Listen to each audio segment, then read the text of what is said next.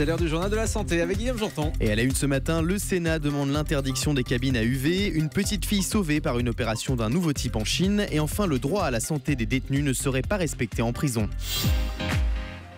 Allez, on commence donc avec le Sénat qui va demander cette semaine l'interdiction des cabines à UV. Une demande réalisée dans le cadre de la loi santé en examen le 22 juillet par la Commission des affaires sociales. En cause, la dangerosité de ces appareils de bronzage pour la santé.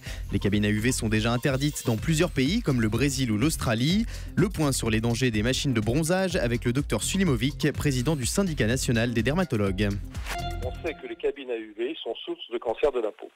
Il y a des publications qui confirment depuis des années que les UV artificiels donnent des cancers et peuvent donner des cancers, notamment les plus graves, que sont le mélanome, qui peuvent tuer. Ça fait des années que le syndicat national des dermatologues et nérologues lutte contre les cabines à UV, essaye d'informer le grand public qu'il ne faut pas faire d'UV, et nous mettons toujours en garde depuis des années la population contre les dangers de ces UV artificiels, aussi bien les UV naturels, mais surtout les UV artificiels. On aura l'occasion d'y revenir cette semaine dans cette émission.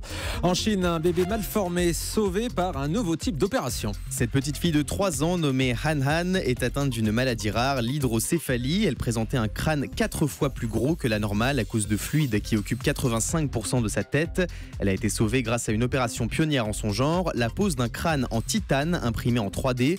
Une opération qui a duré pas moins de 17 heures. Elle a été financée par de généreux donateurs qui ont versé 60 000 € à la famille de cette petite fille. Le Parisien explique que selon ses médecins, la petite chinoise n'aura pas de séquelles car en grandissant, la matière osseuse de son crâne va progressivement recouvrir le titane. Bonne nouvelle donc. Du nouveau dans l'affaire Vincent Lambert. Un groupe de médecins devrait décider ce jeudi 23 juillet si les conditions sont réunies pour arrêter l'alimentation et l'hydratation artificielle qui maintiennent en vie Vincent Lambert. L'épilogue d'une affaire qui dure depuis début 2013.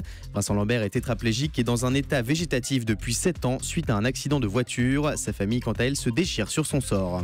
En prison, les droits à la santé des détenus ne seraient pas respectés. La semaine dernière, le contrôleur général des lieux de privation de liberté a publié au journal officiel un rapport inquiétant sur les droits des détenus. Ce rapport dénonce un manque de spécialistes et d'intervention médicale en détention.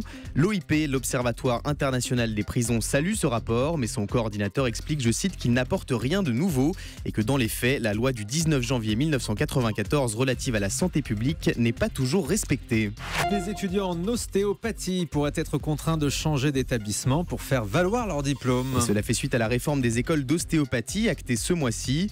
Le journal officiel a publié une liste des établissements agréés par le gouvernement et sur les 37 dossiers déposés, seuls 23 ont reçu le précieux sésame. 14 écoles ont donc perdu leur agrément. Certaines d'entre elles dénoncent une décision incompréhensible, injustifiée et injuste.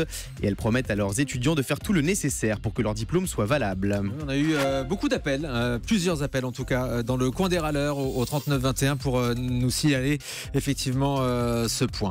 Apprendre une deuxième langue serait bénéfique pour le cerveau. C'est ce que révèle le site Medical Daily. L'apprentissage d'une seconde langue permettrait de stimuler et d'activer le cerveau, et ce, peu importe l'âge. La matière grise du cerveau d'une personne bilingue serait plus dense, ce qui permettrait d'accélérer les transmissions entre les neurones et les synapses, et ainsi de lutter contre les maladies neurodégénératives comme Alzheimer.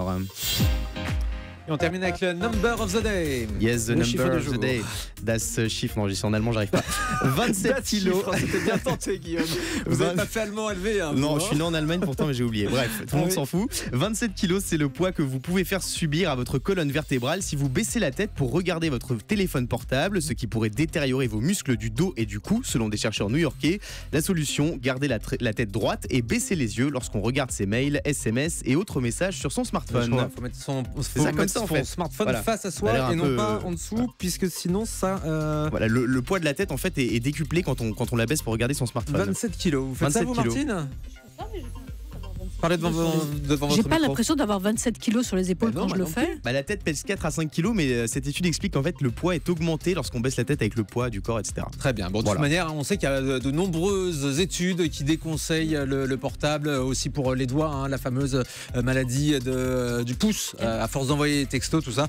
Donc on a là aussi l'occasion d'en reparler un de ces jours. Merci beaucoup, Guillaume Janton.